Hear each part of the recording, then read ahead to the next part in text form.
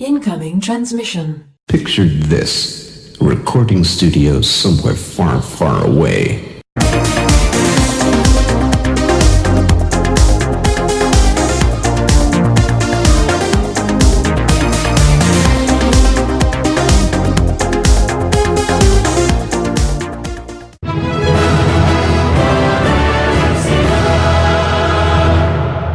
Welcome, Watchers of Illusion, to my wrestling ring of confusion. Yes, it's WWF WrestleMania on the Amiga.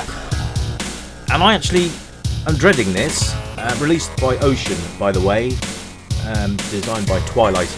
Released in 1991. So there we go. And it pretty much is I suppose, an arcade conversion of sorts, because it's very much on the lines of WWF Superstars on the arcade. Now, if I remember this game as well as I think I do, it's not great. But we'll have a look anyway. So here's your playable characters. We've got the Hulkster. Of course, what wrestling game would be complete without Hulk Hogan, Ultimate Warrior, and the British Bulldog? And that's it. That's all you get to play. I think that's a little bit of a crappy roster, to be fair. 3 wrestlers. We're going to go straight into the title match thing. So Mr. Perfect is our first opponent. Now, it depends if you like to read scrolling text. I personally don't, but I'm going to let you have a look at this one just for now. It's a bit cheesy, but it kind of adds to the atmosphere. I never understood why they didn't just do some of the Super Nintendo conversions instead. Like WWF Raw or WWF Raw Rumble. This was preceded by WWF European Rampage, which, to be fair, wasn't much better than this, if I remember rightly. If you ever played this, you'd remember it. Trust me, you'd remember it. See, nobody's perfect except for Mr. Perfect. There you go. So anyway, we're going to get stuck into the game and we're going to have a look. So I'm the character on the left with the white trunks and the Union Jack boots, which is the British Bulldog. And then you've got Mr. Perfect there with the striking blue onesie. Yes. Now, graphically, it's not too bad. It's really not. It's actually quite good for the Amiga, and graphically looks very, very much like Superstars. Now, the only problem that you're going to find with this game, and well, not the only problem, there's quite a few of those, but one of the main problems is that once you've got grappling, you've got to waggle your joystick, and I mean like stupidly hard. I mean, look, like my grappling is in the bottom left-hand corner, his grappling is in the bottom right. Just have a look at how quickly he grapples in comparison to mine. It's a bit silly. He seems to win every single one. But graphically, it's all right. British Bulldog looks like he's been stung by a bee and had an allergic reaction, which is a bit of a shame. But there you go. Mr. Perfect actually not looking too bad. So there we are. Nice billboard in the background as well. So graphically, I can't really complain too much about this. Now you can get outside of the ring and you can use that chair. But the minute you hit them with it, you drop it for some unknown reason. I don't know why. But yeah, you can go out the ring. It doesn't really add anything, to be fair. I mean, the only thing I found, realistically speaking, from my memories of this game, and we'll try it out in a bit, is if you go outside and lather them with a chair a few times, that's pretty much the only way you can actually beat the computer opponents, because they cheat like tons of bitches. But there you go. I think it's quite cool that you can go off all 4 corners of the ring posts as well. In the WWF Raw and Royal Rumble, no, you could in Raw, but the Royal Rumble game and Super WrestleMania, you couldn't climb up the turnbuckles in the bottom corners, so you could only do the top. So the Amiga actually trumped it on that one, which is quite nice. The other thing is, how many wrestling matches do you know that count past 10 on a ring out?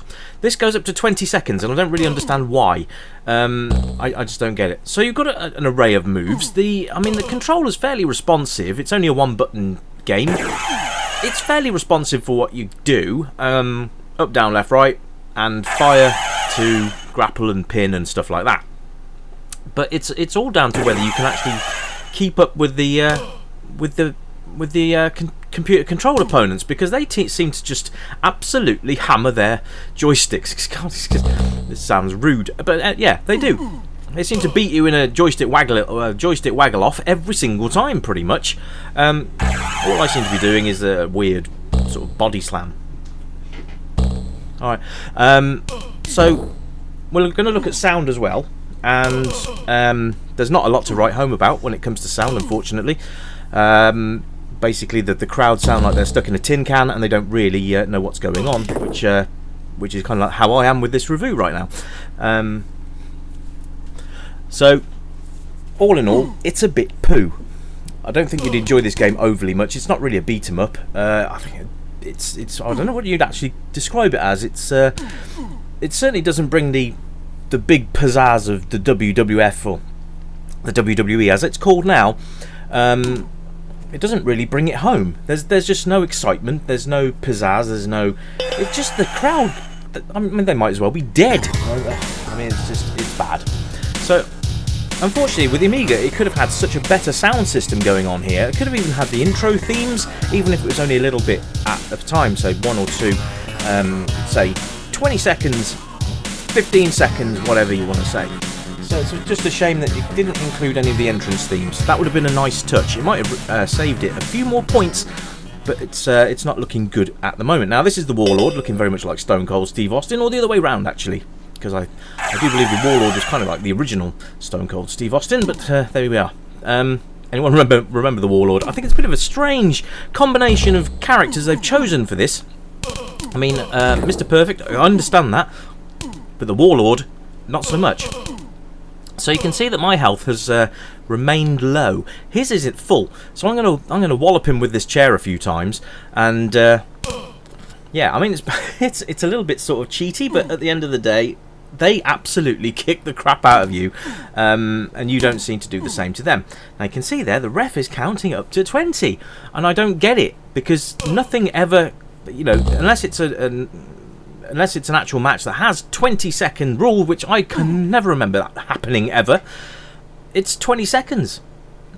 It's just weird. Anyway, I'm not sure why they throw their hands up in the air when they're kicking as well. Looks like they're trying to do the can-can more than they are actually trying to wrestle, but there you go. It's the playability's all right, I suppose. It's yeah, the ropes make a really weird noise when you bounce off them as well, but never mind. The difficulty that I found with this is basically that the controls are tricky, because I don't know how to run. I don't really know what I'm doing with that drop kick. It just seems to do what it wants to do randomly, and you don't really have much control over it. So that's a bit of a shame, but never mind. You know, it was one of the first wrestling titles that came out on the Amiga, and like I said, there's European Rampage, which I'll probably cover as well, because why not? And that, I think, actually had entrance themes in place. So there we are. Now, as far as the ring goes, there's quite a lot of space to move around inside the ring. Quite a lot of space outside the ring as well, which is always nice to see. Some nice area for you to actually go around and... oh, he's lathered me with the chair for a change. That's nice, isn't it? But you can see how much energy he's taken off me. It's ridiculous. So there you go. So replay, I don't know. I probably wouldn't load this up again. I was bitterly disappointed with it. Being a big WWF fan at the time, I was very disappointed in it. And to be fair, I'm not exactly enthralled with it now. It's just, I don't know, it could have been so much more. Apparently the Spectrum version was highly praised. The Amiga could have been so much better. I mean, I might look at it on the Specky if I can get a working copy, but I don't know. What do you reckon, guys? Do you want to see this on the other systems as well? Would you like a wrestle-thon, as it were? Because there's lots of games I haven't covered yet. There's all the Mega Drive versions. There's the Nintendo, the entertainment system, like Rage in the Cage and stuff like that, which we can get through if you would like to see more wrestling titles. Now, I'm not talking all in one go, because that would just be complete burnout. But I'd like to try and get a few more of these games on the channel. So tell me what you think. And did you play WrestleMania back in the day? And if you did, what did you think of it then? And what do you think of it now? Because I can tell you now, it's just as I remember it. A big pile of poo. There is a 2-player game, and there's a practice mode, which basically just means that the opponent stands still and lets you practice. Great, hey? It doesn't add anything to the game necessarily, but it does mean you can have a bit of a go at releasing your frustrations on the main game out on the stationary opponent. And this is the $1 Million Man, looking incredibly like Noel Edmonds, and if you don't know who Noel Edmonds is, Google him. Basically, he looks like the $1 Million Man, or the other way around. I'm not sure. Maybe they're the same person. Who knows? If the $1 Million Man has a big pink and yellow spotty thing in his cupboard called Mr. Blobby, before you even go anywhere else with that, maybe they are. Maybe the $1 Million Man and Noel Edmonds are the same entity. Who knows? Who cares? British Bulldog needs to go and see a doctor, because that bee sting looks pretty severe. Anyway, folks, this has been WWF WrestleMania on the Amiga, and I've been Rich. This has been the Retro Revival Show, and I hope you've enjoyed it. I'll be back very soon with a brand new review, and you guys keep it retro, and I'll catch you next time. Bye for now!